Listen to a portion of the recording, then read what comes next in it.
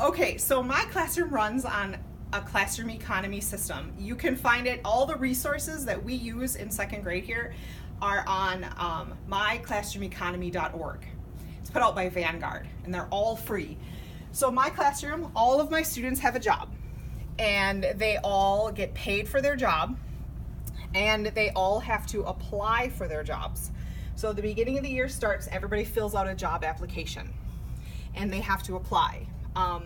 I give my students the opportunity to change jobs every trimester.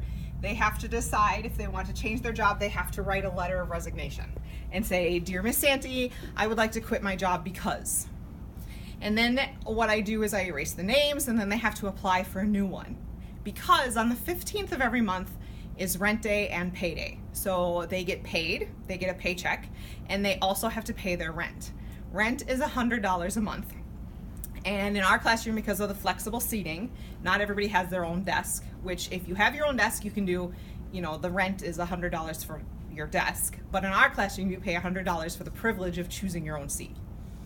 So if you can't pay your rent, then you have an assigned seat. So the management part of it is really nice because we also have a system of bonuses and fines. If you notice, the highest paying job is $70 a month. Rent is $100 a month, so you have to earn bonuses. So we have a list of bonuses that students can earn.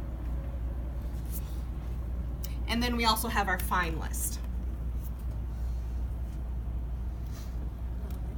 And talk about the students and what's their take at this. Right now we're in the month of January. Yes, so where are we at? So usually by January in second grade is when the kids really get a handle on it. So they really buy into it because the way my system is set up, every Friday I have police officers who write out the tickets and they collect fines from students. Where do they collect it on? Where do you keep the management of it?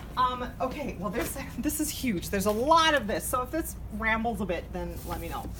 So my students have a bank folder, and in the bank folder they keep any job application that they've filled out for the year.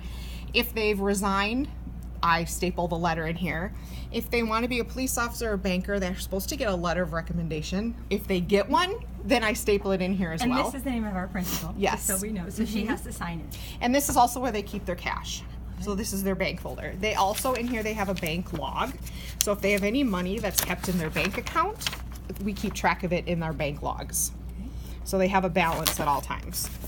And they really buy into this because they know that they have to pay their rent. They know they have to pay their fines. At the end of the month, the last day of the month, we always have an auction. So that is pretty much my prize box. And they bid on items that they want to buy. So if they don't have any money because they've paid a lot of fines or they haven't earned a lot of bonuses, they can't participate in the auction. I love it. Thank you so much for sharing that great idea. I love it. Welcome. Thank you.